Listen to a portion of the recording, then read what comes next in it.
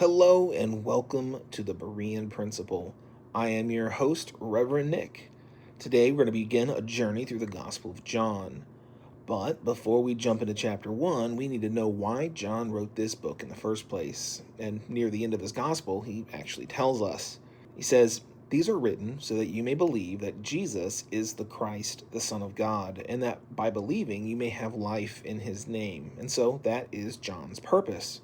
As we walk through this gospel together, we need to watch for one word: believe. You're going to see it over and over again. And every time we do, we're going to slow down and we're going to ask what John is teaching us about genuine biblical faith. Let's go ahead and look at today's passage. It comes from the beginning of John chapter 1, verses 1 through 5. It says, "In the beginning was the Word, and the Word was with God, and the Word was God.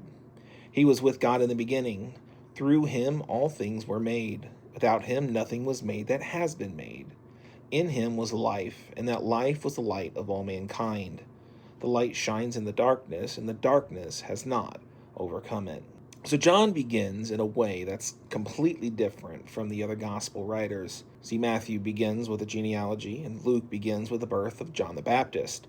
Mark just jumps right into Jesus' ministry, but John says, "in the beginning." And those words should immediately remind us of Genesis. John is taking us back before creation itself, before there were galaxies, before there was time.